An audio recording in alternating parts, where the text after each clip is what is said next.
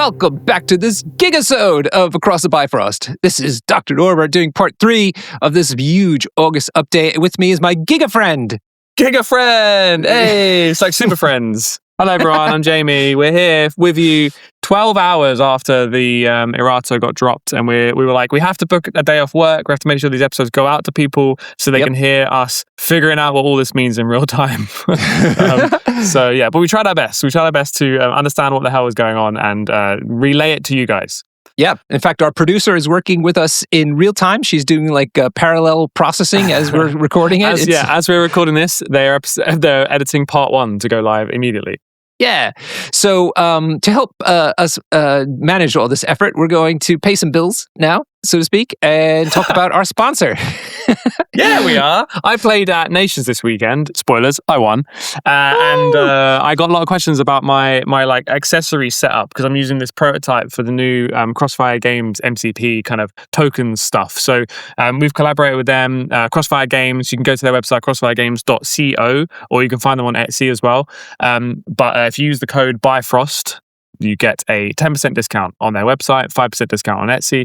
And they're amazing, right? You've seen them, big old box of accessory tokens, and they're coming out with a battle box soon, which lets you keep your models in there as well, with a little drawer for all of your nicely printed character cards from the Serata. So it all goes in there. So I love, like, me and Norbert travel around all the time, right, for events. So I love being able to just slam my whole roster and all my stuff into a backpack so I can go away for the weekend. So this makes it really easy because it all just makes everything nice and compact and, really cool tokens, really good stuff, and really high quality stuff. They've also done this weird, like, they've invented a way to slide the measurement rulers into each other, so they're kind of like telescopic, so you can get all your rulers in one place. It's really cool. People give me a lot of compliments on them, especially this weekend. So I'm excited to kind of shout about them. So yeah, Crossfire Games, just go to their website and grab yourself a discount. Yeah. What did you tell them how to do the discount? Code Bifrost. Bifrost, and you get 10% off if you buy it directly from their website. It's only 5% if you do it from the Etsy website. Yeah. So take a look at it. He's got all the tokens and things now, and the boxes are supposed to come in early September, I think, is when he was finally get some parts in to finish the boxes. Yeah, there are some stuff available now, like just a token set. You can just get a little token box, and that's really cool too. Quality is really high, actually, on them. Yes, it's very good. Thick, good thing. Yeah, and he tests everything out whilst he plays with them because he's been on our tournaments, he's been on game nights, so he is trying his best to make sure that they are actually suitable for what we do.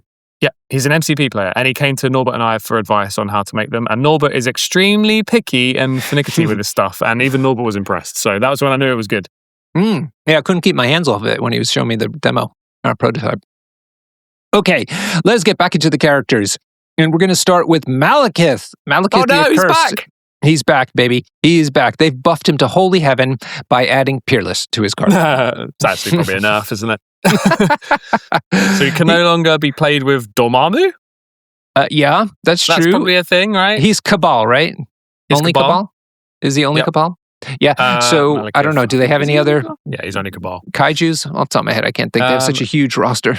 Yeah, I know, right? Cabal is just like every bad guy ever. If you've ever had a slightly evil thought, you're welcome in Cabal.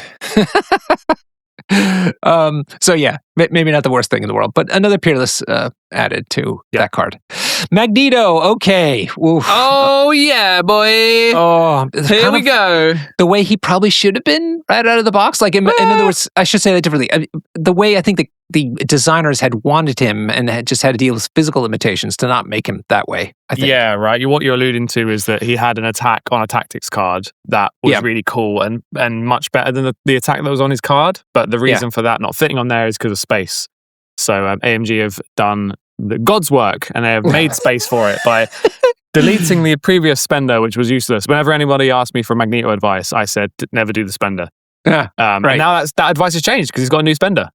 All right, let's start with the important things. Health points. He's got 7 and 8 now. 7 and 8. He's a 6th threat. Yes. That means you asked if there are any other Peerless in Cabal. Magneto is in Cabal. Oh, fair. Okay. So you can't play Magneto and Malekith together. Nice. All right, you're still not doing your one job. Sorry, I'm just so excited about Magneto. I just you were just adjusting yourself, so to speak. Yeah. He was 6'8", so now he's 7'8". Yes. All right. So a little bit, just a little bit on the front side. Brings them on the curve that we learned about in the other episode, where 6 threats have 15 health, and collectively. But here we go. Now we're getting into the big changes. First of all, his physical and energy defense has increased from 4 from 3. So they used to be, I guess, 3-3-6. Now he's 4-4-6. That's bonkers. Pretty cool. Yeah, I mean, pay to flips are, first of all, a bigger thing.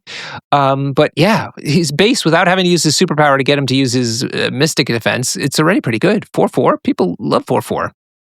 Yeah, that sounds good. Okay, Shrapnel Blast has been entirely replaced. So that's that worthless spender that you talked about. And it's got a new one called Magnetic Crush, which, am I correct in saying that is basically the tactics card? The team tactics card. I just realized, I don't think they banned that card. So he can play the card and the one on his card. Whoa! Yes, it is a team tactics card that is now on his card. Okay, so what is it? Magnetic Crush is a range 4 attack, 7 dice. It costs him 5 power. When creating the dice pool for this attack, this character destroys all interactive terrain features of size 3 or less within 2. Choose up to 1 terrain feature destroyed in this way. Add dice to the attack roll equal to the size of the chosen terrain feature. Add an additional dice to the attack roll for each other terrain feature destroyed in this way. So at a minimum, he is adding 3. 3. You pick the size 3 terrain. So you go, I'll add the 3 dice there, and then you add 1 per other terrain. So it could be another size 3, it could be a couple cars and a lamppost, could be a bin. Yeah. So you're at 10 minimum on this die, and it's range 4 attack. This sounds so cool. Yeah, I mean, it's 7 minimum if there's no terrain. Sure. But I think at that point, you don't do the attack. Yeah, because it is 5 power, so you better be worth it. Before damage is dealt, every other character within 2 of the defender suffers 1 damage. It's just collateral. Guaranteed! Love it. That's actually really 2 cool. damage? I'll be clear. I said 1 damage, yeah. Sorry. It is thematic, isn't it? It's so thematic. It's so cool. This is a really cool spender. And I love it, actually, because I just said that you would never do it without any terrain. Actually, maybe you would because of that splash damage there. It's guaranteed 2 damage. So if someone's alive on 1, you just use this on the guy next to them. That's really cool. And it means that they've changed the core rules where terrain doesn't have to be range 2 away from each other now. It means that Magneto prevails. Magneto was right because now he can grab those 3 lampposts and a bin and a car, or they're all smushed together and he can smash them into someone. It's really cool. Fatal Attraction is an active superpower. What did it used to cost? Because it's now 2 power. Oh, that was Fatal Attraction is the throw, right? So that was an X cost where you would pay the terrain size. Yeah. Okay. Now it's just a flat 2, and he could choose an interactive terrain feature of size 4 or less within 3 and throw it long. Before using the superpower, this character must pay 1 power for each time it has already been used this turn. The best terrain throw in the game! Yeah. Yes, this is it. And AMG, keep it this way. Magneto should be the one that is the best at throwing terrain in the game.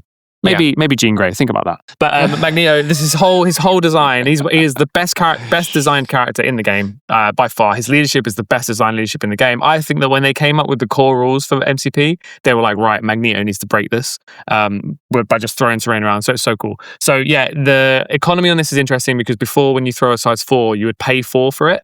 Then if you wanted to throw another size 3, you would pay 3 plus 1 because you've done it again that turn. Because all the collision damage has been reduced, it now just costs him 2, no matter what the size is. So that's kind of cool. I don't know, is it better? It probably is better, right? I think it's cheaper for him in the long run. Oh yeah, easily. Yeah, absolutely. Yeah, so basically because I've had a lot of fun with Cable throwing size 1s, right? Because it's X cost. So he can't pay 1 to throw 1 anymore. But it's fine because Magneto is covered in power at all times, so it doesn't matter. Yep. What else happened? Fatal Attraction. Yeah. Force Projection replaced with Polarity Shield. So Force Projection was where you would pay power to use the Mystic defense, right? He could pay to use his Mystic. So he would pay 2 to use 6 dice. Okay. So that's gone now. Now it's a 2 costs a reactive superpower. When this character would be advanced, pushed, or thrown, it may use the superpower. This character is not advanced, pushed, or thrown. Before, it used to have to be part of the attack. In other words, if you're being attacked and the attack would cause Magneto to get pushed around, then he could cancel it. Here, this is regardless of how it happened. He could stop it from happening. This is indomitable. Thank you. Oh, good analogy. So yeah, Indom on a stick. So he's been given 2 tactics cards on his card. He's been given Magnetic Crush and Indomitable on his card. It's amazing. Yeah, because the big weakness with him before was like Beast could just rock up and just throw him short. Yep. and then run away. And you've staggered him because he's a short mover. A lot of people say that Magneto needs a medium move. I don't agree. I think everything on his cut, right? He does know. He'd be pretty broken with that, I think. Yeah. The big thing he needed was just a way to stop being moved around. And that's this. So he can no longer just be like, just a spider coming along and doing like web whip. Impact webbing. Yeah. Can't move him anymore because he pays 2. Yeah. So it also, like, as cool as that spender is, I still think the way to play Magneto is to never use the spender and just keep the power on him for this. Yeah. Just to keep him locked in place. Like, he can't be moved around. Yeah. So I misspoke. He can't use his Mystic Defense at all anymore. That used to be part of this superpower, but it's gone. So he's just 4/4/6 now. But that's great. Just 4/4/6 is good. Yeah. That's good, yeah. I just realized he can be moved around by he can be placed. Superpowers. He can be placed. He could always be placed, but can superpowers advance him? No. Advance. Oh, he stops advances. Great. Okay. I was a little bit worried that his helmet wasn't thematic anymore. Yeah. So Emma Frost advancing him around, he can pay 2 to not have that. Yep. So yeah, very cool. Very cool superpower. It fixes the actual problem with him. It wasn't his spender. It was the fact that he could be displaced so easily. So, Brotherhood back on the map? I think so. I mean, Asteroid M got nerfed, which is sad, but Magneto is just such a good character. He has the best builder in the game. I say that a lot. But if you're within range 2, which you often are, you're re-rolling any. So you're almost guaranteed to push some damage through. Then he's got all those like near infinite terrain throws. Yeah, he's incredible, man. Best design character has been given a glow up, and he is totally playable now. Yeah. Pyro also putting out more damage, as we learned. Oh, Pyro gives out more damage. Yeah. Great. You can give him power from the leadership of Magneto. Yep. So he can do his rootin' thing, rootin' tootin'. Rootin' tootin' slows, yeah. Rootin' slow. Great glow up for Magneto. I think all he needed was a little bit of a help to not be displaced anymore. Yeah, fantastic change. Okay, agreed. Kingpin. Now, I asked about this on our Discord. This got some people scared. I was like, what? So they've changed the leadership on Kingpin to say that, where is it? His leadership is that it's been updated. Okay, so this is some change to only count as 2 healthy characters on secure objective tokens. So I'm like, how is that different than before? And so people were saying it's because of like older crises that aren't counting as secures, that he still would count as 2 on them. And now is saying it's only on traditional secures, that these definitely only counting characters as 2. Yeah, I think the TLDR here is nothing's changed really. Yeah. It was just some like outside things. It also clarifies the pay to flip stuff, because people, like new players, were always confused. Why do I not count as 2 on pay to flips? And I think it kind of tidies that wording up a little bit. So yeah, this doesn't really matter. It's just a clarification. Don't worry about it. Good. Moving on to King T'Challa. So this is T'Challa 3. 2. T'Challa 2. This is the one that does all kinds of damage. So now what's changed? Bound changed to 2 rerolls instead of extra attack dice. So before he would pay 3, and he would place himself within 2, and then during his next Vibranium Spear attack, he would get, I think, 2 extra dice. Now, instead, he's going to re-roll up to 2 of the attack dice, which strictly, is that a nerf, I suppose? Yeah. Less spiking potential. Less spiky, yeah. So adding dice is better than re-rolling dice, because you can get skull locked, and obviously if you add dice, you can crit, but you can't crit on re-rolls. So it brings it down a little bit. Then his innate superpower, Defender of Wakanda, the first time each turn that another ally character is dealt damage by an enemy effect, after the effect is resolved, this character gains 1 power. This is a nerf, and I desperately needed one. Whereas before, it could happen as many times as the trigger happened. Now it's only once per turn. In fact, the first time each turn. Which is a huge nerf. Thank God. He was horrible. Yeah, he's still great though. I don't think this is like nerfing him into the ground. It does. It turns off round 1, and that's another theme we're seeing with Soraya. So he can't, like previously, you could accidentally give King T'Challa 3 power by damaging 2 of his friends, and then he can bound and hit you round 1 really hard. He can no longer do that. So I mean, I think we're going to see a lot of Wong Kanda. I think Wong's going to be there, because if Wong gives him a power and then you hit one of his allies, he does get 3, but whatever, you're paying a 2 threat to enable that, so I don't care. I think it's actually quite a nuanced nerf, that I think he's gone from being the best 5 threat in the game by a mile to being just the best 5 threat in the game. Yeah, okay. We've caught up to him. We can see him now in the distance. We can now see him. Cable's got him in his sights. He's not quite there, but he can see him. So yeah, he's still great. He's just not broken. That's why. Okay. King Black Bolt, so this is Black Bolt 2, gets Peerless added. I mean, nothing Phoenix further. Yeah, otherwise I don't think this is a big deal, except for like, generally not having kaijus together, kind of a theme. I feel like Peerless was invented a long time ago, and then the Crisis changed and the game sped up, and it meant that you don't go 3-4 wide anymore, so Peerless is kind of pointless. So don't worry about it. Okay. This is an interesting one. This is Killmonger Usurper. So Killmonger 2, he's the one with the leadership. His stamina has changed. It is now 7/7, whereas before it was 7. Oh no, Jarvis is updated. He had 6 to 7. It was 6 something. I think he was 6/7. 6/7. He was 6/7, but now he's more mature. He's 7/7. He's grown out of that 6/7 phase. Yeah. Okay. Covert weapons has been updated. Gosh, this is one we have to look up because they didn't give us all the deets. Let's quickly find him on the list. There he is. Covert armament. Characters cannot modify dice at any range. Oh, okay. I think it was before it was within 2. If I remember this right. I did my notes better. So covert ornament is an attack at range 4 dice. In the past, the defender could not modify dice if the attack was happening within range 2. Now it can happen at any range, so the full range 4. I think this is great. I think that's much better, obviously. But I mean, my point is it makes this attack kind of interesting and useful for him, especially it's like Echo.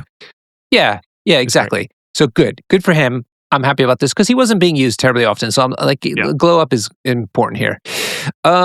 He's got a leadership change, which is called Strength of the New Generation. Spending herbs for dice is in the create attack dice pool step. Damage and power move to cleanup step. So let me read the whole thing. During the power phase, choose up to 3 allied characters. Give each chosen character a herb token. When a character with a herb token attacks, during the create attack dice pool step, it may spend its token to add 1 die to the attack roll. During the cleanup phase, remove all herb tokens from the non-dazed characters. A character that has a herb removed this way suffers a damage and gains a power. How does this matter? I don't know.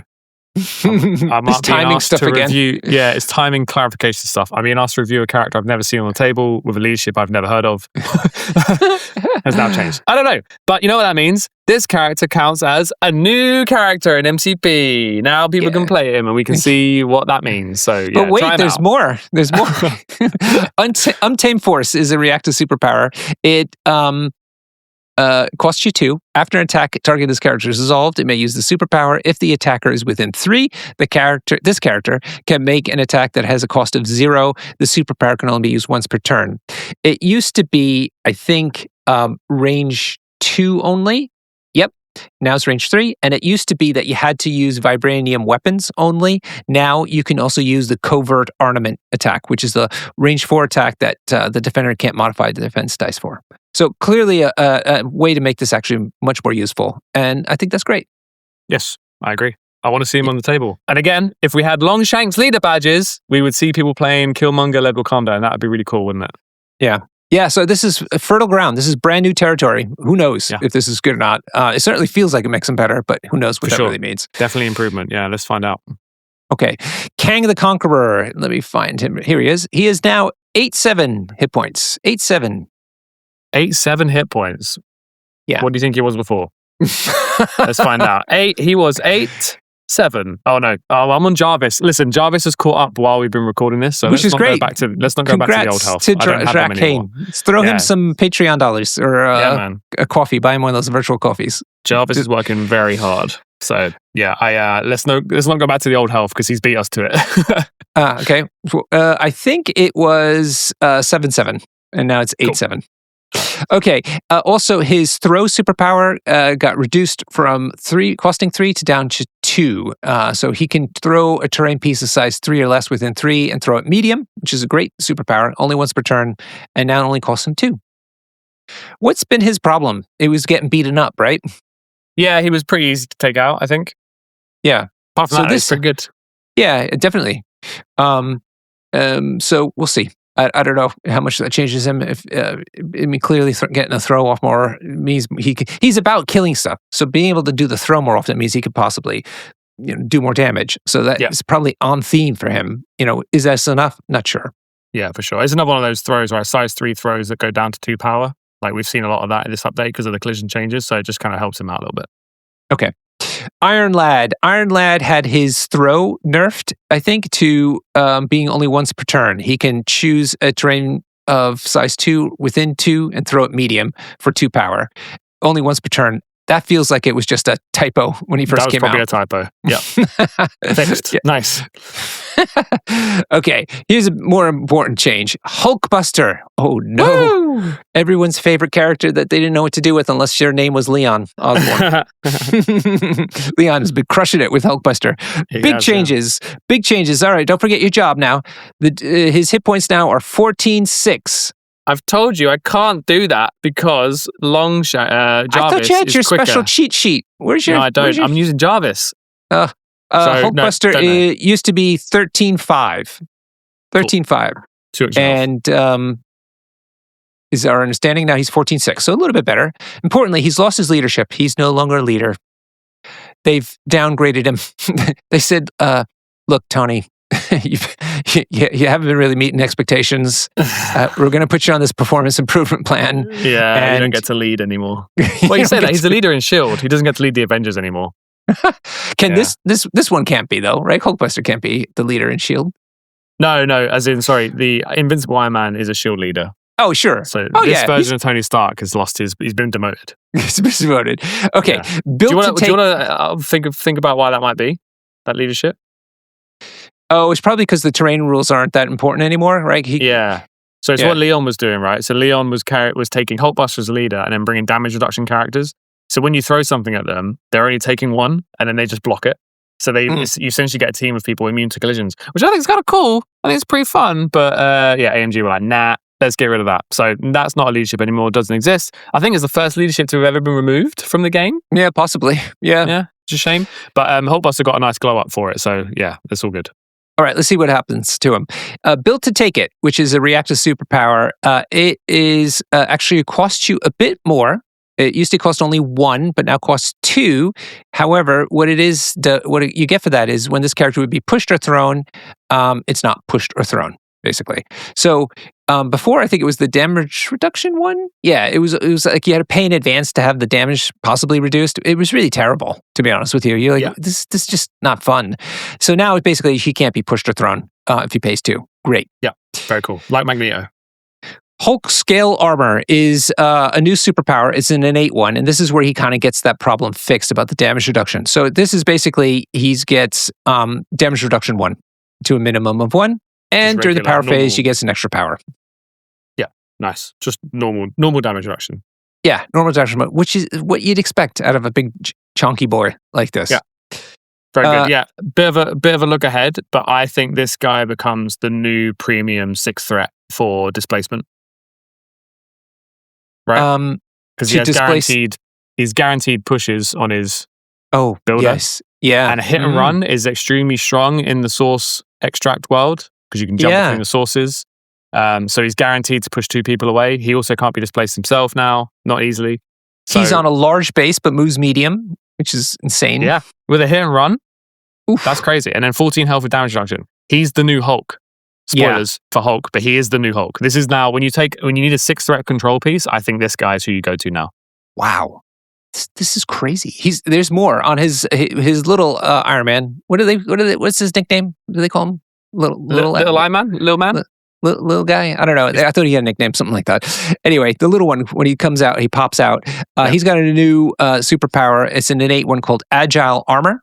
When this character is defending against a physical energy attack or making a dodge roll, it can reroll up to 2 of its dice. Nice. Yeah, fantastic. And you can stick around longer with the 6 hit points, which is cool. Does he still have that thing where he could get back to being Hulkbuster, or who am I thinking about? Yeah, that's this. So if he generates a bunch of power, right? 10. Yeah, he needs to 10 power, so he can turn back into Hulkbuster, a healthy Hulkbuster, for 10 power. Now it's tricky to make this happen, but it's less tricky now that he has 1 more health. right? He can absorb more damage before KOing. Yeah, for sure. And he'll, yeah. Whew. Does he keep all his power when he dazes? When he dazes? Why not? Here, it says, if he would flip his attack card to the injured side, instead you place little Iron Man within 2, then remove the big one. The little one has no damage, power. No power. No power. So he comes in on 0 power. Yeah, right. Which is fair, because like getting a Hulkbuster back is going to be hard, and it should be hard. Because he comes back with 0 power, he gets 1 in the power phase, then all that Iron Man has is a gainer.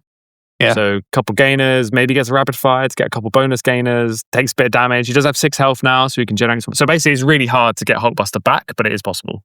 Yeah. Wild. Okay. I think this is exciting times, despite the leadership loss. I agree. Hulkbuster should now see the table. I'm actually quite scared of him, not going to lie. Yeah. Yeah. Okay. Oh boy. Hulk 1. What's happened? So first of all, his let's see. Oh, did I skip one? I just want to double check that I haven't done this backwards. No, I haven't. Okay, so, Hulk Smash. Hulk Smash is his spender, and it's been updated to automatically throw. I guess it used to have a trigger. According to this thing, let's see. Yeah, it was a wild trigger before this. Yeah. Good, but Gamma Leap, which is where he gets to place himself within 2, has gone from 3 power up to 4. Strongest that's one. Huge. Yeah. Okay, we're gonna stop there. Yeah, I know. Yeah, sorry, that's really bad. Hulk sad. Hulk real sad. He can't Gamma Leap round 1 anymore. And Steve 1 leadership has changed, so that he can't help him with that either. Yep. Yeah, real sad. Real sad. Yeah. So he's not bouncing around the table anymore. Also, strongest one there is, which is the throw, is only terrain. Used to have character or terrain. But you do throw the terrain long now from medium. So there's that. So he becomes more smashy. It's fun that you can throw long, right? Yeah, for sure. But, I mean, he was all about control. He turned into a control piece. He could push you around with his attacks. He could also then throw you. He was a nuisance. He'd always go last, jump into the position where he'd want to be, and then just push people off of points and stuff like that. Throw them, yeah. Yeah, he wasn't a fighting character, really. He was a control piece. So my take on this is that this is a real bad day for Hulk, but it's a really good day for Marvel Crisis Protocol, because I think that new players come in and they buy Hulk and they want to just go around and smash. And whenever like new players who have Hulk ask me for advice in the past, I would say don't play him as an attrition piece. He's a control piece. And that's a bit sad, right? Because if someone they buy Hulk and they paint up Hulk, they want to go punch stuff. So now the answer is go punch stuff. Just run in and punch stuff. Use Avengers Assemble round 1. Get him on the midline. Punch stuff. Just stop, use him as more of an attrition piece. So he is way dumber, way more Hulk-like, way less effective. Yeah.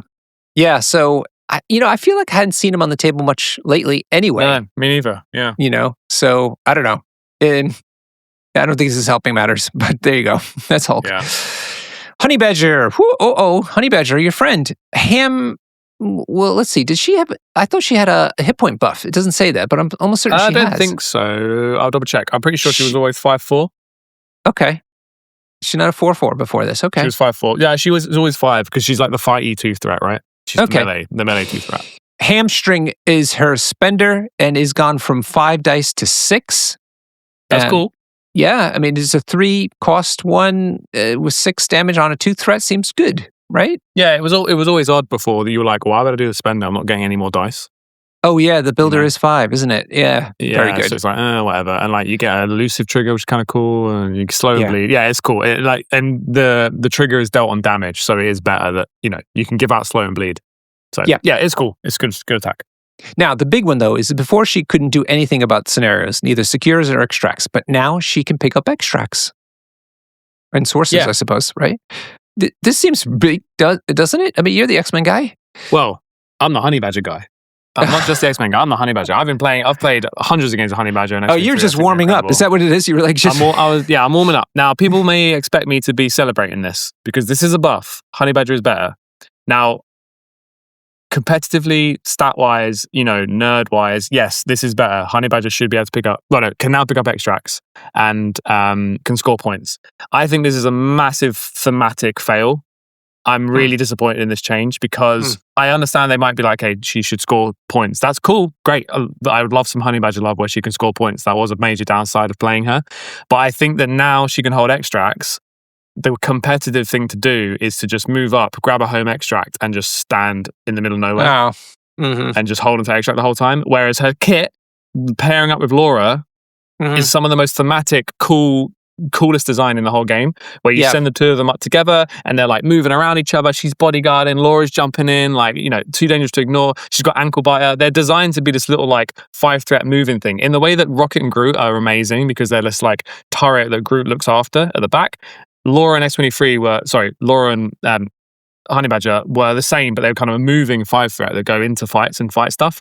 Now what's going to happen is, if you don't just grab an extract round 1 with Honey Badger, which you probably should do because it's 2-threat, let's ignore that, you don't do that. They go chasing an extract holder and they take them down together. That's really cool. That's very Wolverine-y, like the 2v1, they're going to go steal an extract off someone. Honey Badger's going to grab it and leave. And that's not what the character does. The character is an ankle biter that wants to be in the fight. It constantly wants to be with her sister, fighting together side by side. I think if you were going to give this character the ability to score points, it should have been, they count as something on secures when they're near an ally. Or near Laura, even. But, I mean, you do get rid of then her ankle biter. Like, that's not happening, which is great. You know what I mean? Like, as an opponent against them, I don't have to deal with ankle biter. I mean, sure, but who cares about one defense dice when it's a VP?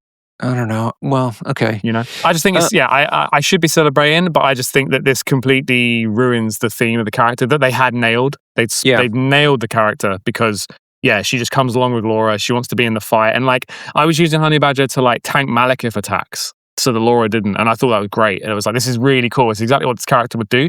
What this character wouldn't do in the comics is they'd go achieve the mission and she would leave Laura behind. That would never happen. And I think now you're encouraged to do that as a player. Yeah, and in fact, I wonder if she's going to get splashed a hell of a lot more now, in like factions that want to play an extract game. Maybe. I think she still needs to come with Laura. I still think she's not good enough to be on her own, and that's cool. I like that. Yeah. She turns Laura into a 4-threat. Yeah. Which is fantastic, and now she's a 2-threat herself that can score. So this is a buff. I sounding. I sound. Yeah, I hear you. This. I hear you. Yeah. It's a I'm buff. actually more worried that it's a problem, to be honest with you. You think? I bet she's quite easy to take down, though. She's only 3/2/2. Yeah, so's Toad. Yeah, but he has Slippery. Yeah. Honey Badger's standing still. Yeah. Healing factor. So that's another reason why you just leave with her, right? Yeah. Because once she's got extract, she's done her job. So I just think they've just completely messed up the theme on this personally. But I'm speaking as like a Wolverine fan. I love Honey Badger in the comics. She can now score points, and she has a better spender, and she is in New Mutants. So we should be celebrating overall, because playing her and Laura in New Mutants and Survive the Night, you're going to have so much fun. It's some of the most fun I've had in the whole game is doing that. And now it works on Honey Badger, and it's so good. But I just think that it's a real shame that she's going to now pick up an extract and you'll be incentivized to make her leave the fight, because that's not what she does. Okay. Next up are the Hand Ninjas, which are part of Shadowland Daredevil. This was much waited for, right? Much anticipated. Yeah, everybody knew, thank God. But they basically just cleaned up the language of the text so that they can pick up all the different types of extracts in the game now. Not just like, I forget which ones they could before, but basically it's every kind now, which is they work like you didn't expect them to. Carry on. Gwenpool. Oh man, poor Gwenpool. I used to love her so much, and now maybe not so much. So Gwenpool is now 6'7". 6'7". She's gotten into the 6'7" club for all the kids. So I think she was 6'6" before. I think. Let's see. Where is my Gwenpool? She's 6'6". She's 6'7". Yeah. So she's part of the cool kids now. But the problem is that they've also changed her travel through gutter space, which is where she could spend 2 power and then place herself within 3. She unfortunately has to drop all of her objective tokens. I thought you were the Gwenpool expert, Norbert. I'm disappointed. Was it before that she couldn't do it at all because she couldn't do it at all? This is a good it's thing. One of those things. Yeah. This isn't a nerf. This is a good thing. It gives her access to a superpower that she wouldn't have had access to before. Yeah. All right. Take it back then. I've forgotten. I haven't used her in a long time. So she's good. Well, everything better. Somebody posted that she wasn't as good anymore, and maybe that's why you shouldn't listen to Discord. You should listen to Across the Bifrost, the best MCP podcast there is. Obviously, that is definitely. I'm not even joking. That is definitely the case. Because how is this bad, guys? Whoever you great. are, it's great. I mean, they're not going to give her the thing where she can place within 3 and hold it the entire time. That's just not part of the game anymore. Silly. Yeah. She's not Miles Morales. Come on now. Gladiator got Peerless added. No one cares. Nobody cares. I'm sure there's some cool Gladiator players out there, to be fair. Yeah, but they can't play the double kaiju Gladiator tricks anymore. Shame on you for trying it in the first place. Okay, gosh, we have to talk about this. Elsa Bloodstone has changed. I need to find her card. This is in a new file. Here, I can do it. Elsa Bloodstone, the builder, monster hunting weapons, can still choose physical ranging. Pretty sure that was the case before. Oh no, was that the case before? That might not have been. Well, anyway, it doesn't matter. The current attack can choose between physical and ranging, which is very cool. Yeah. And one of the triggers was removed because their Hellfire trigger now gives out both conditions. So before she had to get 2 different conditions to give out slow and incinerate. Now she just needs to get 1 condition to give out slow and incinerate together. Mm-hmm. So that's really nice. It makes the trigger easier to hit. Yeah. Something called Cursing Shot got removed. It gave out incinerate. No, it gave out slow, I think. Oh, okay, They've been combined, basically. Oh, okay, yeah. So that just seems better. It's great. Cool. And people are playing her in Strange Defenders. So now if she shoots you and gets the wild, she's giving you 3 conditions. She's giving you slow, stun, and incinerate, slow, and hex. Awful. Brutal. Yeah. Brutal. She's also had a stamina change. She's 7/7 now. 7/7. Yeah, very good. Elsa's a great character that just got better. So she looks like she was 6'6" before. Whoa. Yeah. Okay. Amazing. Yeah. Hey, Elsa. So she's Midnight Suns only? She might be Defenders. She's also Defenders. Wow. Oh, amazing. Yeah. Oh, God. The Defenders are strong as it is. Now they're going to help her very good character. There's also a tactics card, Covering Fire, where she can shoot you when you don't expect it, and she might get that trigger again. Oof. Very good. Very good character. Should be played. Okay. Darkstar is next. Hey. Darkstar? Who's Darkstar? Yeah, exactly. Wow. Who is she? Trying to get to her card. Here she is. She is Winterguard, if I'm right. She is Winterguard only. Yeah, Winterguard only. Her stamina's changed. She's 6'6" now and a 3 threat. What was she before? Because you doesn't matter. No one cares. No one played her. 5'5". She used to be 5'5". Nice. Yeah. Spender increased.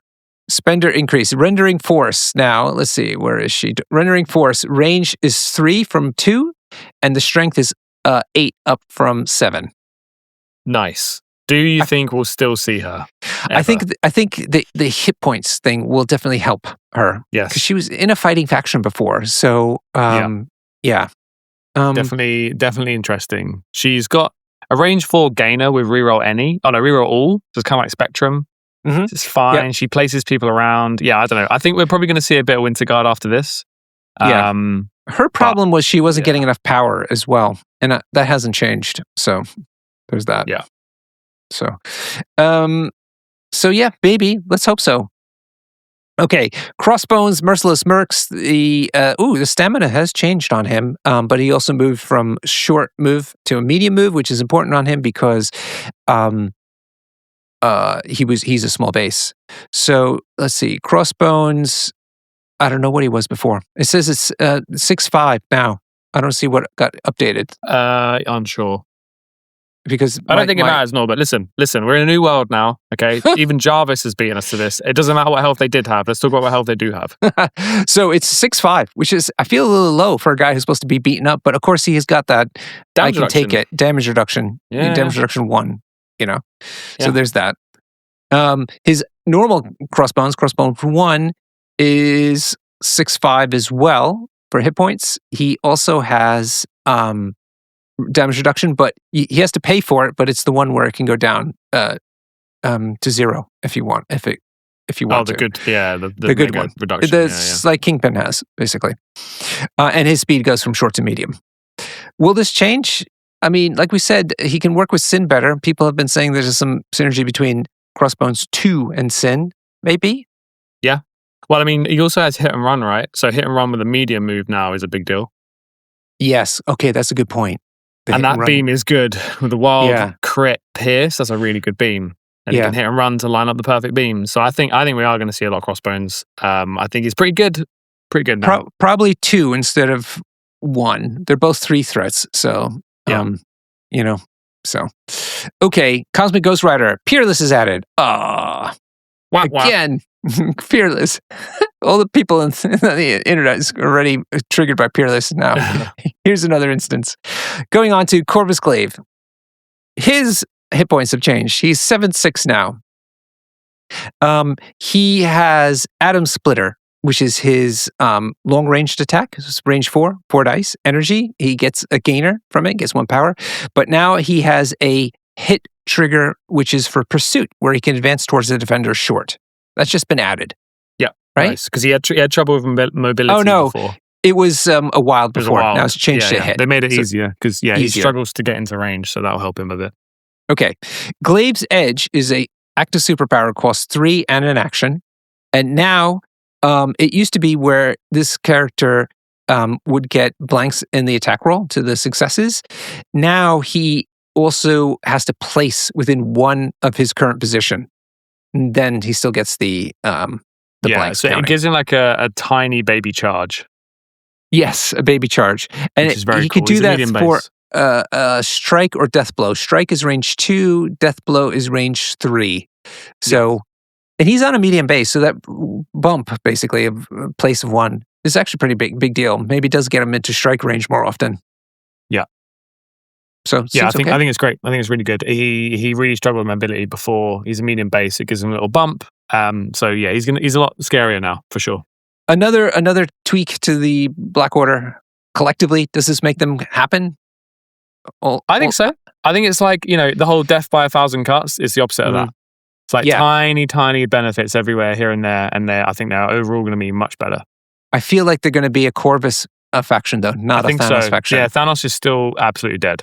Unfortunately. So, yeah, I think you play Corvus Black Order, see what you think.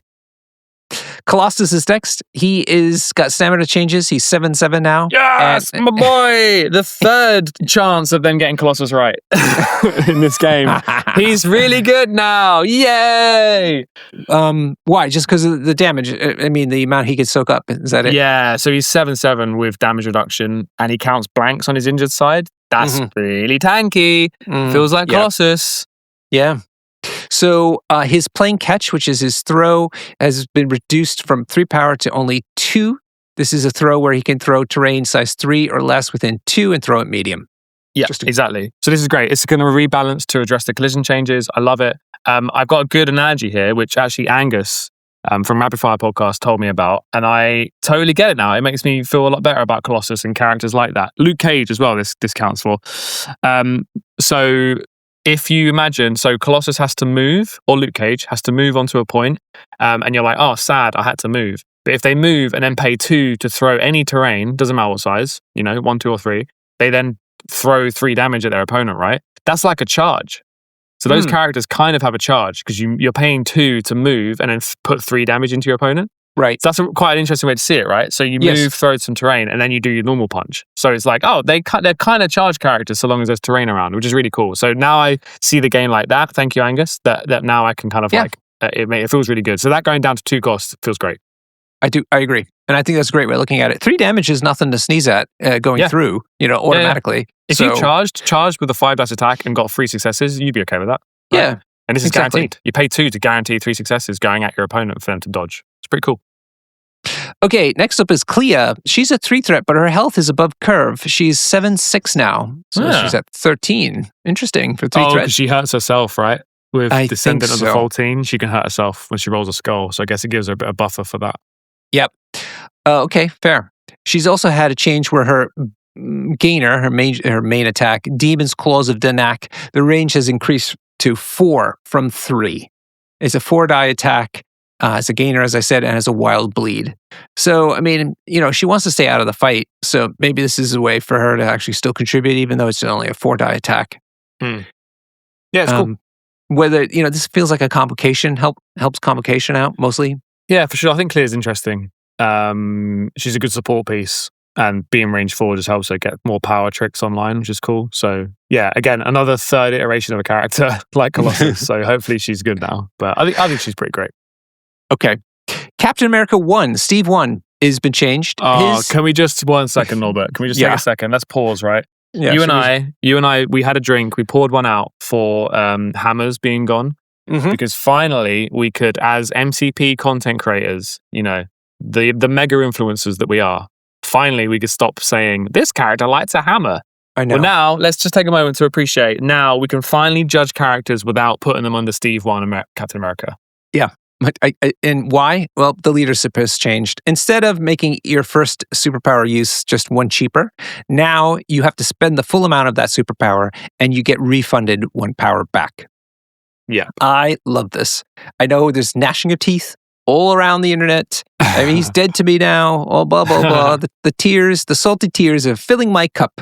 And I am I am drinking heavy draughts of these salty tears because this is just good still. It's just not stupid broken. Yeah. So I saw this as a nerf, right? And I've just spent the weekend with Pat Dunford. So I got some Pat Dunford hot takes for you here. Nope. Pat thinks this is a buff. Pat thinks this is better, and I will probably leave it to him when he inevitably wins an event with Steve 1 Avengers. I'll get him to come on and tell us about it. But basically, it turns off all of the round 1 charges, right? So you don't take all those people that are like broken under Steve 1 because they can charge round 1. You can't do any of that anymore, but it triggers all this other stuff later on. So like things like 1 cost damage reduction, you pay that now and then it comes back. People like Shuri, who give out X cost rerolls, and Invincible Iron Man, who is an Avenger, has an X cost reroll. He basically just gives you a reroll for free every round, every turn, sorry. Because he pays 1, you get a reroll, then he gets the power back and he can do it next time. Yeah. So it makes these bubbles really good. Really, really interesting stuff. It also has a big impact on Ant-Man. Ant-Man is now a safe grab under Steve 1 because he has a 1 cost transform ability. So you can pay 1, transform, get the power back, end up next to an extract, grab the extract and then move back. That's crazy. There's a safe grab on a 3 threat. Just for playing him in Avengers. So this is a nerf to round 1, but I think it's a buff to Avengers. You know? I agree. I think it's great. You just got to learn to play them differently. Again, it's a different game, people. Yeah.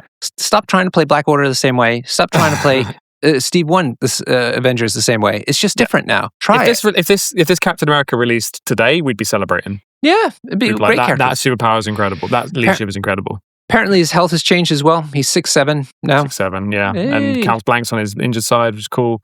Yeah, I think this is really interesting. It's gonna feel like a whole new Avengers list, and you're gonna see characters you don't normally see, which is great. Okay, cool. Next up is Black Dwarf. Oh, another Black Order character. Got a little tweak. Yeah, another one. Where the hell is he? Here he is. His hit points have changed. He's gone up. He's 7'8" now. He's supposed to be a tanky boy. So this is sensible, very sensible. And Brutal End, which is his spender, is gone from 4 power to 3. This is a range 3 attack, 8 dice, and has a wild stagger on it. You know, he's a old school character, like very old school. So this is pretty plain Jane, but still like effective attack. And bringing it down to 3 power just makes it normal for spenders in today's game. Yeah, for sure. Definitely a good spender. His problem is that he still doesn't have a charge. He's got that weird charge that isn't really a charge. So I don't know how good this character is. But he can throw characters. He can throw enemy characters. That's cool. Yeah. And it's a fighty scenario world right now. It's some, if you choose the right ones. So maybe okay. And he's 7 health, 7-8 health with damage reduction. That's enormous. Yeah. So again, this is going to take somebody like Angus to put some thought into it and think differently. And Black Order might be problematic. Sure. They're definitely good to play now, for sure. All right. Right. So the next one is going to be Black Bolt 1. Black Bolt 1. The important thing is he's become peerless. Oh, that's it. Oh, let's move on then. Oh, wait, there is a little bit more, actually. King of the Humans, so basically his leadership ability has been updated, and it's much, much different now. So in the past, you could basically just transfer at any time during your turn, you could transfer power from one character to another within 3. So it was extremely flexible as a result. Now it says once during each of your turns, one ally character within 5 of an activating character may spend 1 power. At any time, if it does, the activating character gains 1 power. So essentially now, you have to, it can't be just 2 random characters that are on the table that you can make this power transfer happen with. It has to be the one that's activating gets it, and the person or the character who's giving it to him has to be within 5 now instead of 3. Oh, was that? Did the range change? Yeah, it used to be 3. Oh, did it? Oh, okay. So the effect is less powerful, but the range is longer. Yeah, that makes sense. Yeah. Yep. So, but before you just had loads of flexibility because it could be any two characters on the table at any point during the turn could be doing this power transfer. Now it has to be the one that's Go ahead. Yeah, and the character, I mean, you basically can only soak up a power once per round, effectively, right? Because you're activating. So you can't do things like load up Quicksilver with 3 power anymore. Yeah. So actually, we were just talking about Steve 1 and how, turning off charges and stuff. This is actually the new charge leadership, I guess, right? Because you can activate someone who has a 2-cost charge, grab a power, and then move and charge. So I guess it's that. But the effect is way, way weaker, and people are rejoicing, to be honest, because Inhumans were one of the worst things about the last year of MCP. So this will be the final nail in the coffin, I think. It's now a fair and nice leadership. It's still very strong, but you can't do any broken, egregious stuff anymore. Yeah. Also, stocks up on Mighty Avengers because people said that their leadership was still not as good as Black Bolt's, but now it is, right? It's probably, it's definitely up there. It's one of the better power leaderships for sure. Yeah. Yay! I was on the leading edge of the curve. I'm so happy. Look at me. You are a Mighty Avenger in orbit. All right, next one. Oh lordy. We're finally on to him. Baron Zemo 1. We did it. We lived to see the day in orbit that Baron Zemo dies. Yeah. Finally. It says his stamina changed. It says 6.5 on the cards. That seems like how it was. It was 5.5. Oh, it was 5.5. You're right. Yeah. Yep, it was 5.5. So a little under the curve, but maybe that's okay. The important thing is Master Swordsman is only once per turn now. So this is the 3-cost superpower where if he was the target of a physical attack or it was using a physical attack on somebody else, you could use a superpower, and if the enemy character was within 2, Baron Zemo could reroll any number of its attack or defense dice, and now it's only once per turn, whereas before he could use it as many times as he had power for it. Yeah.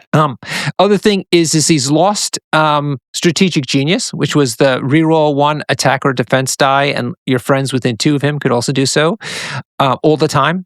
It's now been replaced by Tactical Insight. First of all, it costs 1 power instead of being an innate thing. And secondly, is it always the same? Oh, it can only be used once per turn is the other part. Yep. Otherwise, it's the same. So he has to pay for it now, which also means that if he's rooted, he has to pay 2 for it. So there's some counterplay there too. Yeah. So does this make him no longer broken? Yes. Does it nerf him into ground? I don't know. Seems fine.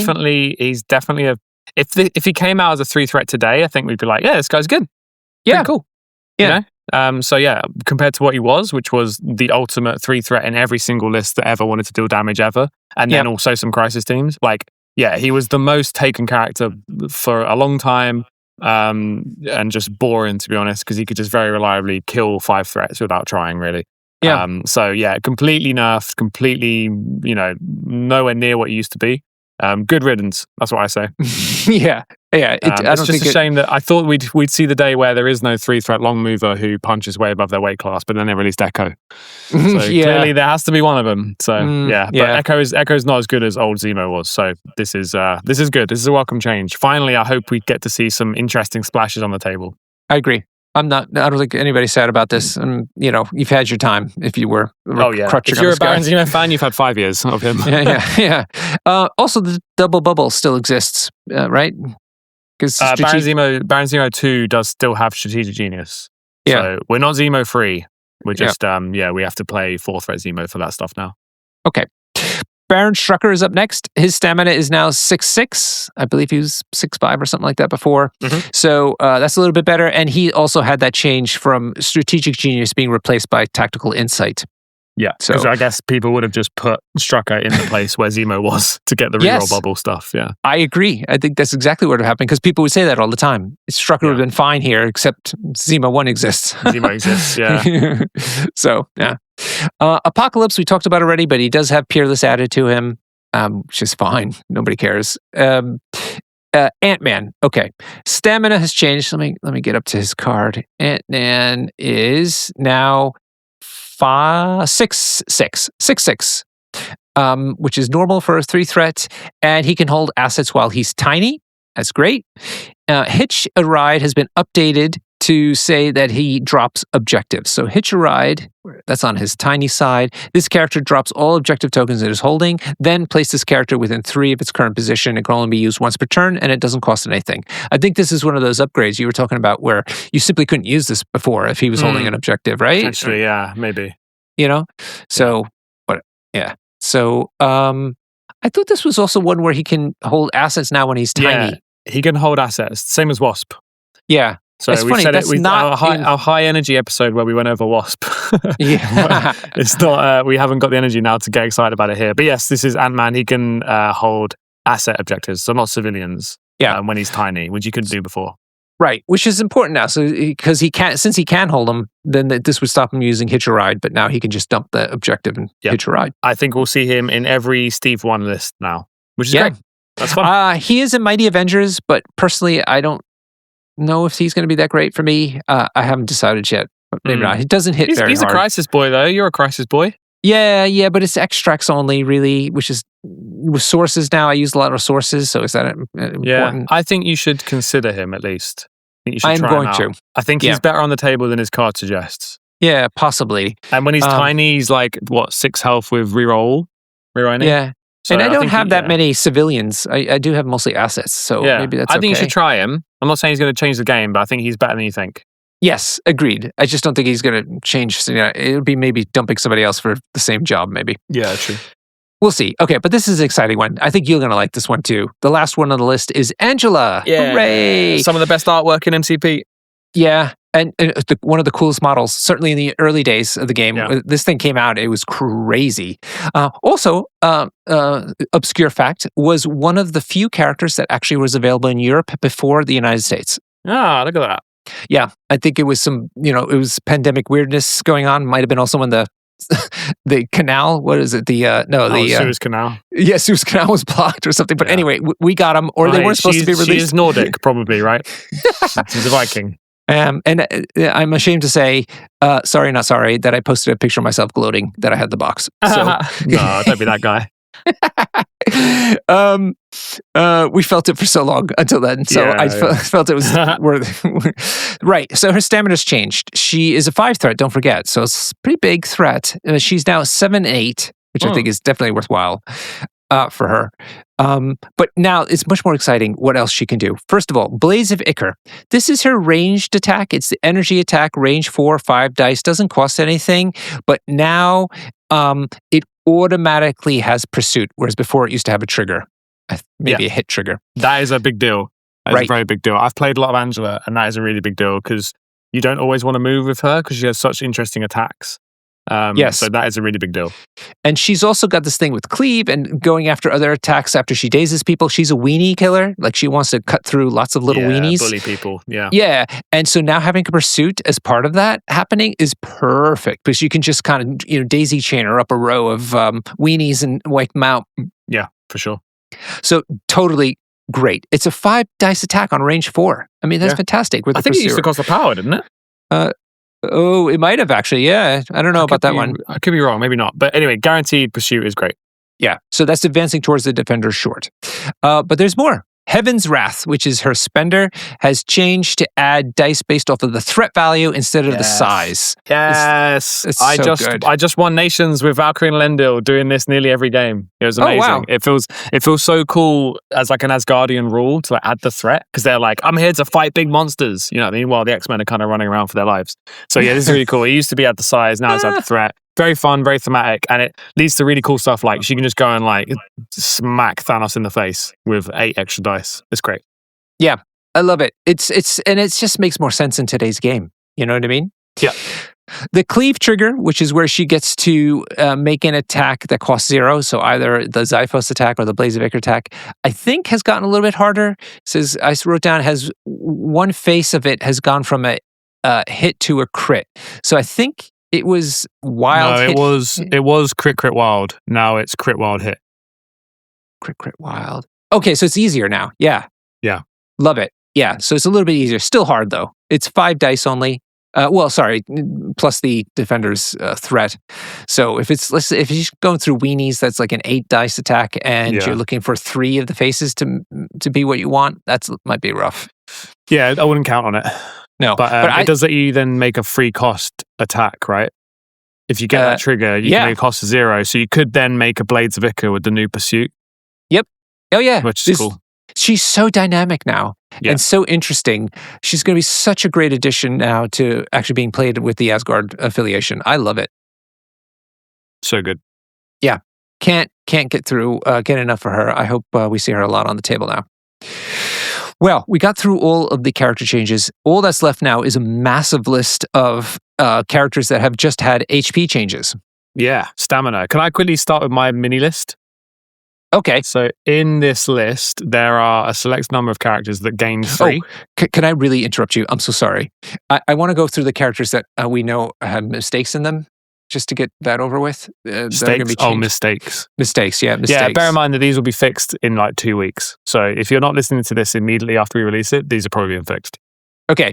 Bob, Agent of Hydra, lost his But How ability on his injured side, which is one of his like marquee abilities. That's been confirmed to have been a mistake. It'll just be back. And so Bob won't be changed, basically, in that regard.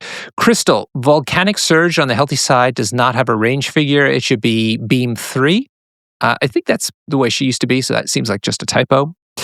Ghost Spider, Stamina. The PDF has 5 health on the healthy side and 6 stamina on the injured side, but should be 6 health on the healthy side and 5 on the injured side. So she should be, 6'5". She should be 6'5". Yeah, the Marvel Crisis Protocol Alliance's box has the correct card in it. Oh, nice one. Okay. So the PDF doesn't match that game, but the game is the right version. So she's 6'5". I'm going to stop you here, though. What was she before, or is this 5'5"? She was 5'5". Okay. All right. That's going to be... Oh, she's so annoying. Now she's even more annoying. Nimrod the Hunter, the base size document says he's 50 millimeter base. He's clearly on a 65 millimeter base. Not a problem. Punisher, Warzone. The PDF has a cost of 0, but it should cost 3. That seems just like a typo. Sin, Make It Personal. The trigger... Oh, yeah. This is we talked about. It says... It doesn't have the rapid fire rule, make it personal, but it doesn't have the insult to injury rule, no problem. Wasp, change size, should say it drops civilian tokens, not all tokens. Okay, yeah. So basically it's the same as Ant-Man. His ability is, he lets them keep assets when they go tiny, but not civilians. Yeah. Also, there's a note there. When we said Gladiator got Peerless, and I said no one cares, it turns out that's a mistake. Gladiator should not have Peerless. Perfect. Oh no! He always had Peerless. Hold on. Yeah, no, he shouldn't have Peerless. He should not. So he could be with Phoenix on the table. Oh my God! Thank God. We fixed it. We're saved. Excellent. Okay, cool. Right, back to my list. My list. Yes, please. It's the 4th time I've tried to bring it up. All right, I made a list. I did some homework. These are the characters that got 3 additional health this update. So we're going to go through all the list of all the characters getting health. We're not going to talk about numbers. So I'm just going to highlight the ones that got loads, okay? So Elektra, that's fun. Yep. Lady Mastermind, Mr. Sinister, talked about him. Nightcrawler, Shadow King, spoke about him. Silver Sable, spoke about him. Spider-Woman, we will speak about her. Steve Rogers, Captain America Steve Rogers, who we already spoke about. Ultron 1, remember him? Yes, I do. Ultron 1, he got 3 extra 3. health. Yeah, look at him. Oh. And I'm a little scared of this one, Winter Soldier Operative, which is the one that can be a bodyguard for like the soldat activated. Oh, so yes. He's got 7/7, I think. So yeah, it's quite scary. Anyway, those are the big noteworthy ones. Obviously, there's Phoenix, but I'm not going to say anything more about her. She got 4. Apart from that, everyone else got between 0, 1, and 2. So we're going to go through the quick fire list now and just shout about things that we think are worth mentioning.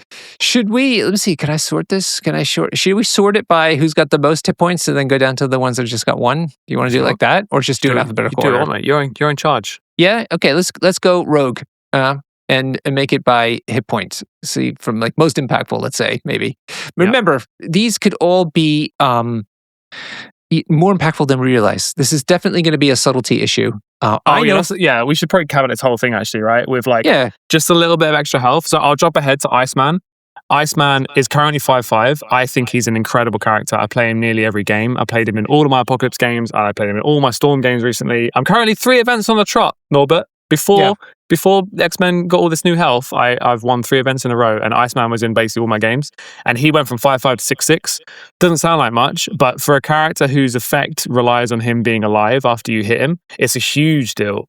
So there's Yeah. lots of those little nuances. We're going to try and point out as many of them as we can now. We won't get all of them because there's such tiny changes can make characters completely great. Like Hawkeye. We've just seen Hawkeye show up everywhere, right? Because he got a couple extra health. So yes. bear that in mind. We're going to try and point out as many now as we can, but we will have missed some. And there's loads worth experimenting with.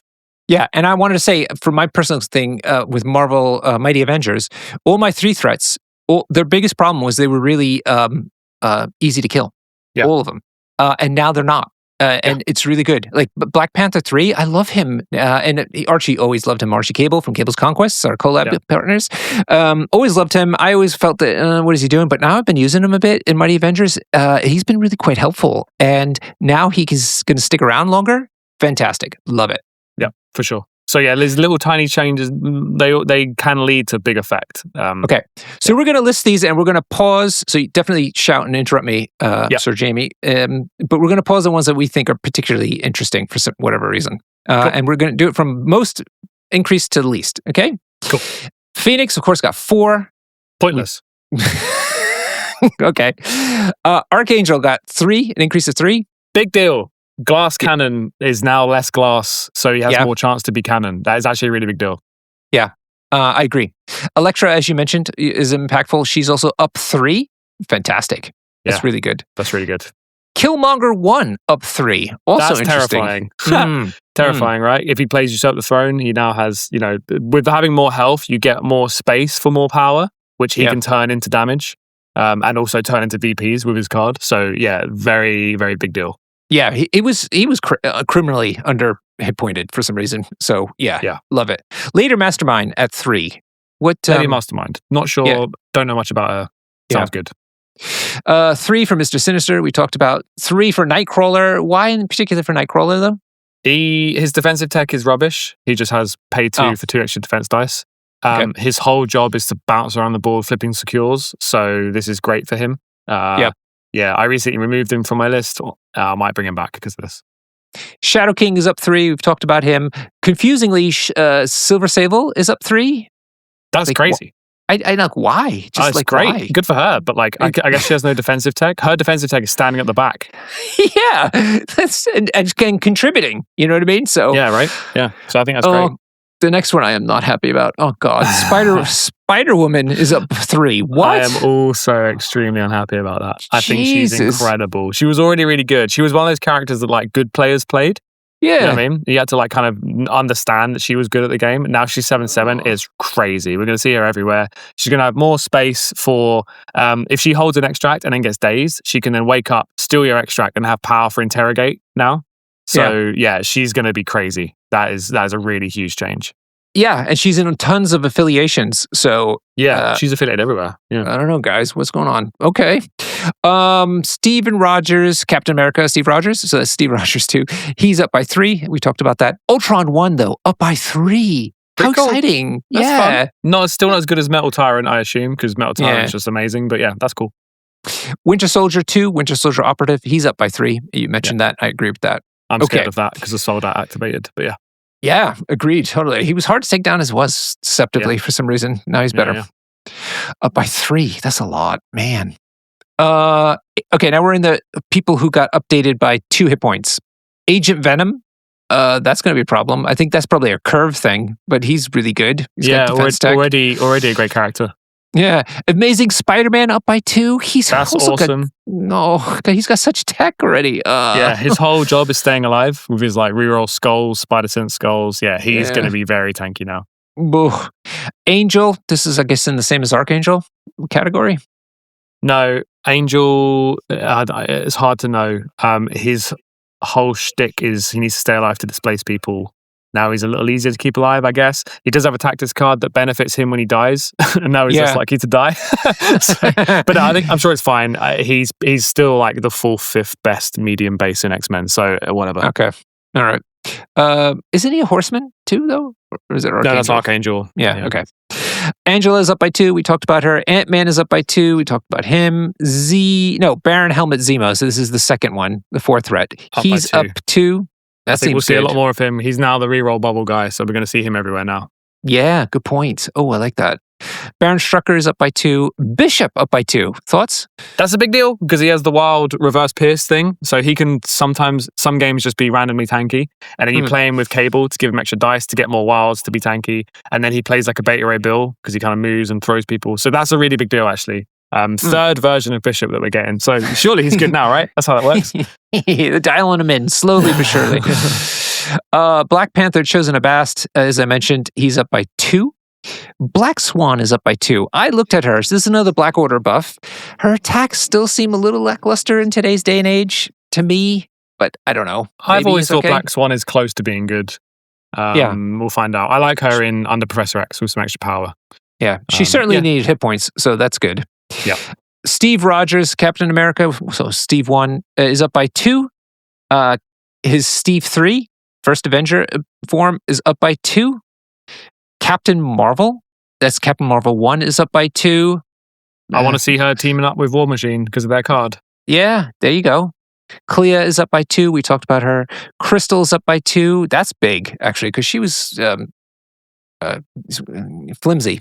She was, I was going to say, her problem is she's just a 5/5. Now her problem is that she's just a 6/6. She has no defensive tech. She has a reroll. Yeah, it's whatever. That's just nice, I guess. Cyclops, up by 2. Yeah, he's 7/7 now, but he's an attrition leader in a world where everyone's getting more health. So it's Cyclops nerf, confirmed. Yeah. Daredevil, now he wants to be up close and personal. He's up by 2. That's a big Daredevil deal. 1. That's a big deal, right? Counts blanks, right? That's a big deal. Oh, yeah. I hope that's enough to get defenders playing him instead of just Doc Strange. Yeah. Dark Star's up by 2. We talked about her. Doc Ock, Sinister Scientist, up by 2. Okay. Very good character. Sorcerer Supreme, though, up by 2. Yikes. He's an attrition monster, and he had a lot of hit points as it was, which was like his only way to get him down was to beat him up, basically. Scary. Ebony Maw at 2, another Black Order buff. This has been the Black Order, isn't it? Lots of little tiny Black Order buffs. Yeah. Maybe Ebony Maw. He's got that good throw, just like Magneto's. Yeah. Electro up by 2. Elsa is up by 2. Great. Oh, God. Emma Frost by 2? Hello, Emma Frost, ladies and gentlemen. 2 extra health. One of the best characters in the game, baby. Oh, I might splash her in Mighty Avengers. Well, I was going to say, first mutant to be splashed anywhere? Probably. Oh, God. Okay, that's not good. That's not good. I don't know why she needed that, but okay, here we are. She's very strong now, yeah. Oh, she was strong before. Man. She was strong, now she's very strong. Enchantress up by 2, I think well deserved. We hopefully see her more. Gamora up by 2. Glass Cannon no more? Maybe, yeah. If she survives, she can do a lot of damage back to you, so that's quite a big deal. Green Goblin 1 up by 2, I think is good. He's supposed to be in fighting, so this seems good. Gwenom up by 2. Will we see her now? You tell me. I'm the Gwenom. No, you're the Gwen expert. I'm the Gwenom expert. That's a really big deal on Gwenom because she has access to healing. And any character that can heal, they need to be alive to heal. So she's really good at that. And Gwenom is so close to being great. I played her at WTC last year. I had a great time. She can, it gives her more chance to stay alive, which gives her more chance to clap back, which gives her more chance to use her attack that heals her. So I think that's actually a really big deal. Any symbiote that gets more health is a big deal. Okay. Before I forget, I want to credit the guys. Where are they? There we are. Strike Better, Mike Dembois, Jeff Trost from Games for Guardian, and John Chan from Alive on One. Thank you so much for compiling this document. It's making our lives way easier. Thank you so much. I will put a link to this document in the description of this episode so you can benefit from it as well. Brilliant. Hela, this is important. She's up by 2. She was the one, if I recall, her injured side, she only had 4 hit points. And I know she had some weird tech to kind of save herself and all that, but still, this seems like a really nice buff. Again, Asgard getting some stuff. Yeah. Hulkbuster got 2. We talked about him. Iceman got 2. You talked about him. This is my stealth buff of the whole update. I think that's huge for him. Yeah, I agree. Iceman. Invisible Iron Man up by 2. Yeah, you'll see him more. Under new Steve 1 leadership, you'll see him a lot. Yeah. Jean Grey up by 2. Her problem was always getting beaten up, right? Yeah. She still has 3 physical defense, so not sure how good that is. Feels like a spectrum problem, And and she's a 5 threat, man. 5 threat. Ugh. Yeah. So that's a problem. Killmonger or Usurper up by 2. We talked about Kraven the Hunter up by 2. Nice. That is a thinking man's character, Kraven the Hunter. Yes. All the smart Spider-Foes players that we know play Kraven and they think he's great. So that's a big deal that he gets more health. Loki, God of Mischief. I'm almost positive this is Loki 1. I should hope so. Yeah. He's up by 2. This is a problem. People don't know. All right, I'm going to get the old man box out, okay, Sir Jamie, and you need to listen, people. You kids don't know what it's like playing against Loki 1 because you don't see him anymore. But you will now, and you will join me in my rage when you have to deal with him. He is a miserable C word. We're not going to say it. C word. Loki is the reason we don't swear on this podcast anymore because we got so many complaints after our Loki episode that we're not allowed to swear anymore. That was Loki 2. Loki is a guy. Yeah. Loki, Loki 1 might have caused even more fervor in me. Yeah. The only counter to him was killing him, right? When he was 5'5". Now he's 6'6". It's going to be so maddening. Yeah, really good. So read his card and take a look at why being 6'6" now is going to be a problem. Modoc's 2, Scientist Supreme. He's up by 2. We talked about him. M'Baku up by 2. That's nice. That's a big deal, specifically because he really wants lots of power, and that gives him more room to generate more power. So that is a big deal. That'll have a knock-on effect, I think, to the rest of his kit. Because he's lost Spirit of Wakanda. And when you gave him Spirit of Wakanda before, he could do so much with all that power quite early. But now he just needs to generate it normally, but he has more space on his card to do that. So that's a big deal. Okay. Maverick, your boy, is up by 2. I think that's big. That's great. He's a good character. Great character, and he was hampered by his health. Now he's not. Yep. Maximus the Mad up by 2. Fine. Medusa up by 2. Moon Knight up by 2. That he's could be interesting. 6'6", right? Yeah, he's fine. Yeah. In Defenders, I don't know if it makes him into Web Warriors still, because nothing on him has changed. He's like the 12th best 3-threat in webs, right? So yeah. Ms. Marvel is up by 2. Mystique that's a is big up. deal. Sorry, Yeah? quickly, Miss Marvel is one of those characters where good players know she's good. Yeah, for sure. You have to really see her in the hands of a good player. So her being 6'6" is a really big deal. Mystique is up by 2. That sounds terrifying. Which is more of the same, I suppose. Just hard to kill, even harder to kill. Professor X up by 2. God knows he needs it. So yeah, he needs to survive. It means that he's now round 1, you move up to the midline, grab something with him. He's got 6 defense because your opponent can't reduce his mystic, and he's got 7 health. So he's basically can't be one shot round 1. And that's cool. And then you just spend the rest of the game running for your life, which is fine because Professor X doesn't do anything on his turn anyway, so who cares? Prowler up by 2. This is problematic. That character's so good. He's such a glass cannon, and does all kinds of scenario things on top of it. And now he's more survivable. Oof. I think that makes him one of the top tier 4 threats. He already was, but this just pushes him. Yeah. He's amazing. Unreal. Pyro is on 2. Quicksilver up by 2. Also a problem when he's running away with your. Can I borrow that? Yeah, we've got the whole thing, right? If he can just survive with your extract, he's fine. So 6'6" Quicksilver is very good. Red Skull 1 up by 2. We talked about him. Sabretooth 1 is up by 2. Sandman is up by 2. Fine. Scarlet Spider up by 2. That's cool. Yeah, I mean, defensive tech on top of all that, so that's not great. Defensive tech. He spends power really well, so he gets extra power now. So yeah, that's cool. Scarlet Witch is up by 2. Good, she needed it. Yeah, she needs a lot more than that, though. Oh, look, Shadowcat's fixed. She's up by 2, bud. Come on. Shadowcat. I have been thinking about Shadowcat a little bit. I just can't get over the theme fail of that character, but that's for another episode. Okay. What, you think the hit points, though, was the problem, though? Or is it more just... No, it's the entire card. Yeah, If you read any X-Men comic and she's running away with stuff, but that card is like, I'm going to punch you because I'm like Echo. It doesn't make any sense. Shocker up by 2, I think, is good. He's the one who wants to be in the thick of things, right? Yeah, that's really good. He wants to be in there being annoying to kill because he reduces your attack dice. Now he's there for longer doing that. It's in the realm of Iceman, I think. Very good. Yeah, agreed. Shuri's up by 2. Yeah, she's hiding in the back usually, so fine. Sin is up by 2. We talked about her. Sin is up by 2. Sin's up by 2, but only on the healthy side, hilariously. Yeah, well, that's because it was the 4 hit points on that side. Ridiculous. Spider-Man, Korvac Spider-Man. Spider-Man 1, up by 2. Doesn't change his kit, though, so... Could be up by 5. Don't think you play him over either of the other Spider-Man. Meh. Squirgle's up by 2. Fine. Storm up by 2. Big deal. She was 5'5", now 6'6"? 5'5", now 6'6". And she's another character where if she survives, she's like, cool, thanks, I'm going to double move and throw you off a point now.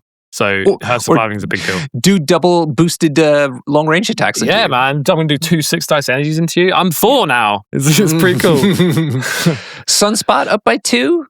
This is interesting. Him, right? I hate Sunspot. I've been speaking to AJ about this because AJ's currently doing jury duty on New Mutants. I passed him the torch. And we think that, part of the problem with Sunspot is that he's too squishy. So him getting extra health is great, but he's also an attrition piece. So in a world where everyone gets extra health, he doesn't really benefit that much. So now I think you can use him as like a double move throw guy, but do you want to spend 4 threat on that? Probably not. Anyway. Yeah, whatever.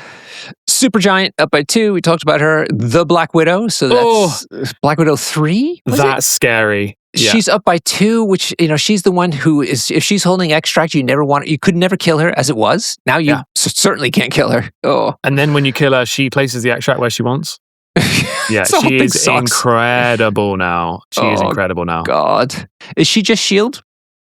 Good question. Can you look her up? I'll have a look. Because, man, she's certainly splashable. Is the 4 threat version, but it's expensive. Oh my God, she's A-Force Avengers Shield.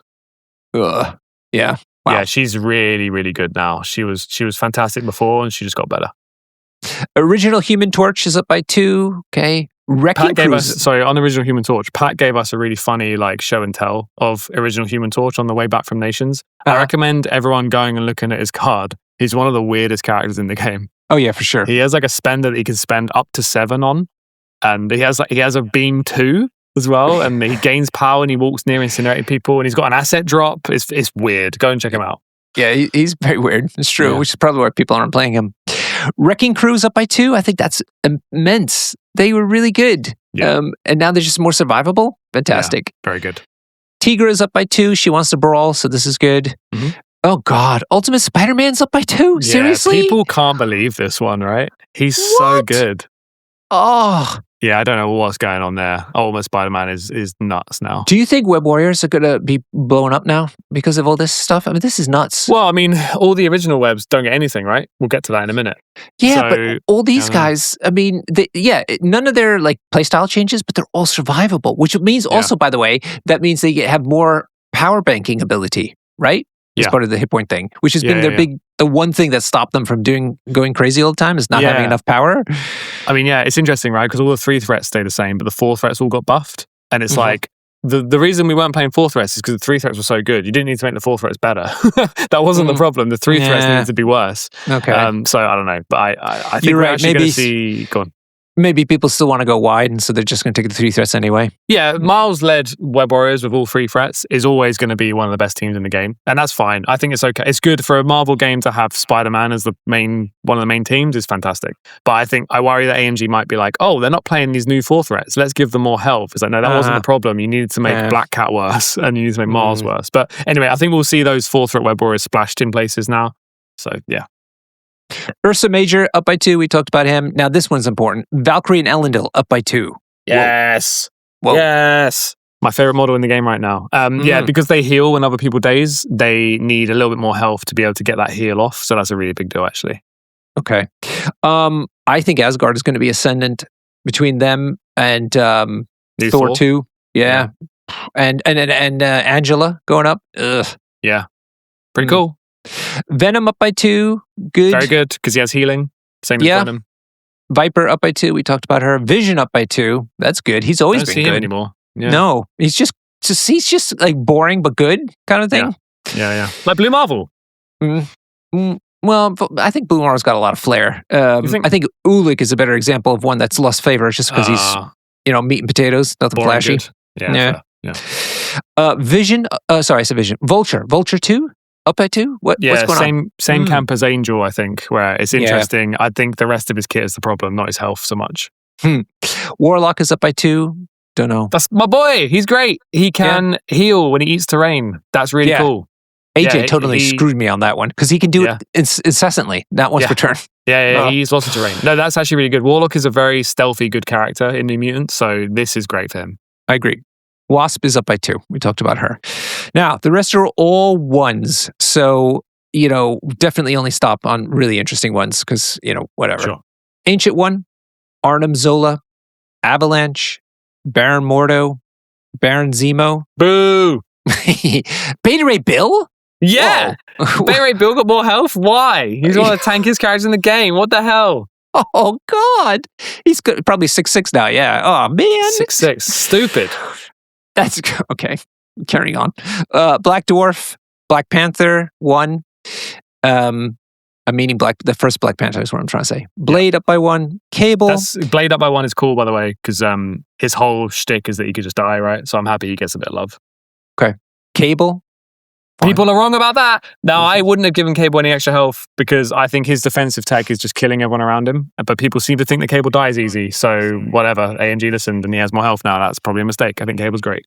Yeah. Sam Wilson gets 1.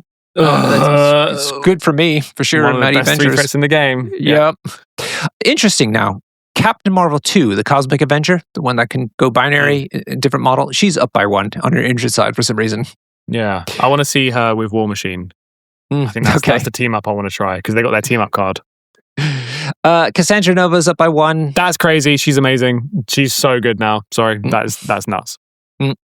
Colossus, we talked about, up by 1. Chorus Glaive up by 1. Deadpool up by 1 on his healthy side. Yeah, Very big deal. The only downside for Deadpool was he had 4 health. Now he has 5. So I can't think of a downside with him. He's great. Yeah, and he's a horseman too, right? Yep. So Doc Ock 1 goes up by 1. Doctor Strange 1 goes up by 1. Domino goes up by 1. That's incredible. Yeah. She has her skull tricks. Echo going up by 1. Ridiculous. Why? Ridiculous. I know they wanted people to have like a curve and like this is supposed to be like a standard for 3s and 4s and 5 threats so on, but seriously, she's fine. I am going to call myself out here quickly before the people in Discord do. We just went with Domino and I said that's great, and then Echo and I said that's bad. That's the maths on those 2 characters might be the same because of the like no crits and skull crits thing. But yeah, I think Echo is just too influential on the board with the charging and turning off rerolls and stuff. She's such a boring character. One day, Norbert, we'll have a game where we're not playing long move charge 3 threats. Exodus goes up by 1. Frankenstein's monster goes up by 1. I think this is good for him. Because he's supposed to absorb damage to get power. So yeah, for sure. Frankly, could probably have gone up by more, to be honest. But okay, Gambit's up by 1. That seems good. Not needed. No. Ghost Spider up by 1. Also not needed. Why? Okay. I think it's fine. She doesn't have any spider sense. Yeah, but she's in the back, all way in the back. Yeah. Gwenpool up by 1. Heimdall up by 1. Hood up by 1. Iron Fist, Iron Man 1. That's good because he was kind of damage reduction. Yeah. Yep. Kang up by 1. Claw. They didn't change Claw at all. Otherwise, though, I don't know, guys. Maybe could have seen your way to fix Claw. I don't know. Lady Sif 1. That's a great character. Just got more health. That's great. Yeah, good. Lockjaw up by 1. Fine. Yeah. Logan the Wolverine. Logan 2 up by 1. He needed more. More than this. Yeah, I think he dies too easily at the moment. Okay. MODOK 1 goes up by 1.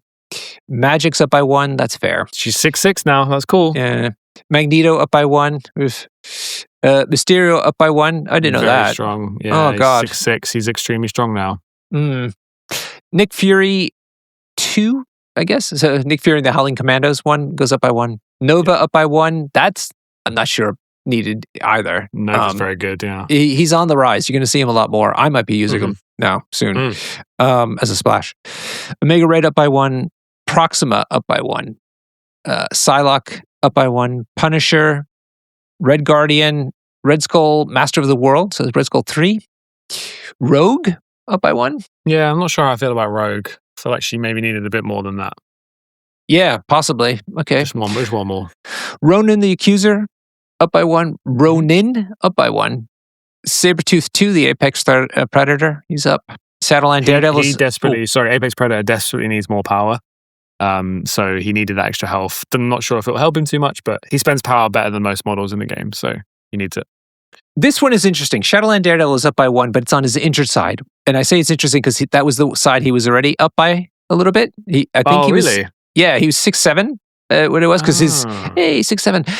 His physical defense gets worse on the backside. So They compensated with a little bit extra health, but now I guess he's an 8 if he looks like Jarvis hasn't updated, so I think he was 6'7", now he's 6'8". That's very interesting. That is super interesting. It's cool design.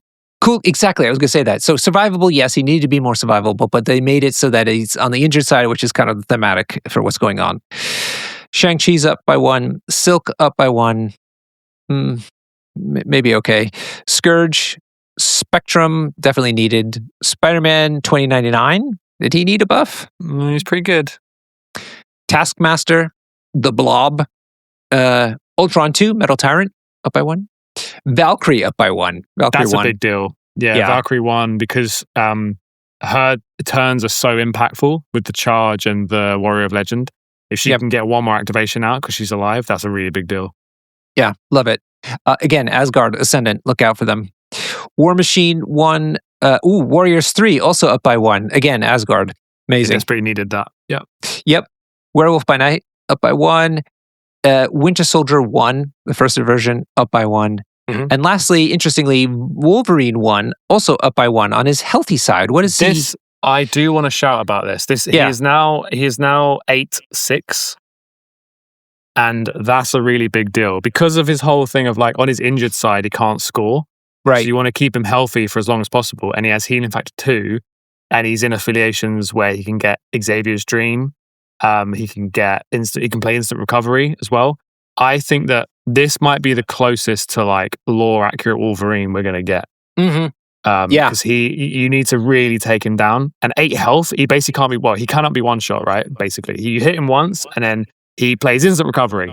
Now he's on, he's got 7 health left, and you have to hit him with 7. If you don't, he's going to charge you, counter wiles for 2. He's going to throw you around. Yeah, really cool. So I think this is obviously the best Wolverine we've seen. I'm actually considering him in Storm, which is crazy. I never thought I'd say that.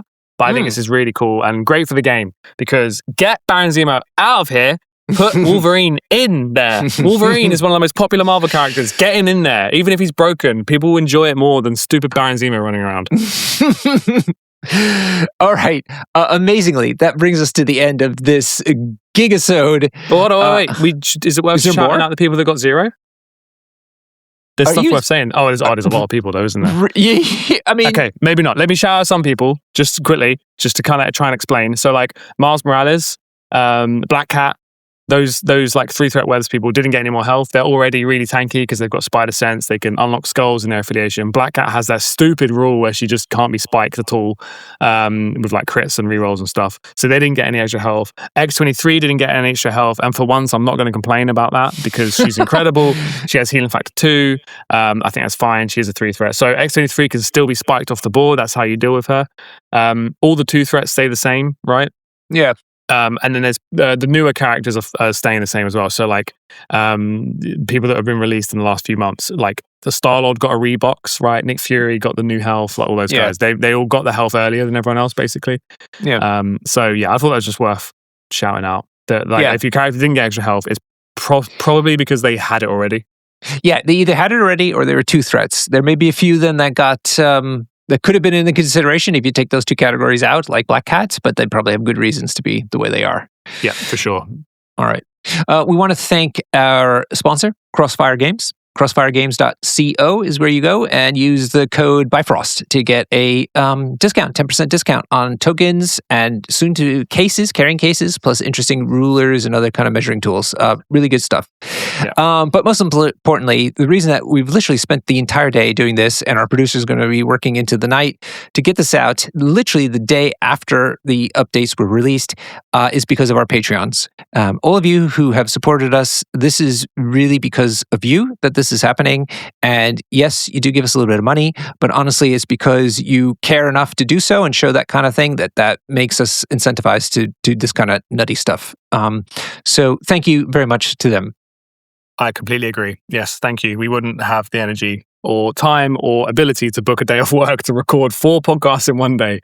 Or 3 podcasts? I can't remember. There's been lots of edits going on. But yeah, thank you so much for all your support. And it was really important to us to kind of get this out to the community, because we know that like gaming communities, when they instantly react to stuff that's been released, it's often quite negative. And like there were some issues with this, and obviously it was delayed for a long time, and it's not always AMG's fault. They're dealing with the mouse and Marvel and files, and there's all that stuff's really hard. So we kind of wanted to just go through this all and explain it to everyone in a way that doesn't mean you have to like scroll through Discord and see all this like angry messaging going on. Good Lord, because it's terrible. I just don't recommend it. It's kind of pointless. Listen to us first, if I could be so bold, and then start thinking about how it affects you, what you're playing now or whatever. Think broadly, and then maybe start contributing a little bit on the Discord about what your thoughts are. Yeah, exactly, for sure. And AMG know that too, right? Because we wanted to get an interview with AMG, and they said they wanted to wait until the changes settled a bit, because they want us to like workshop and play some games and learn how it feels. So yeah, I completely agree with that sentiment. So yeah, Norbert and I had very different experiences of the errata drop-in. I was at home with a bunch of friends doing a like Magic Marvel draft night,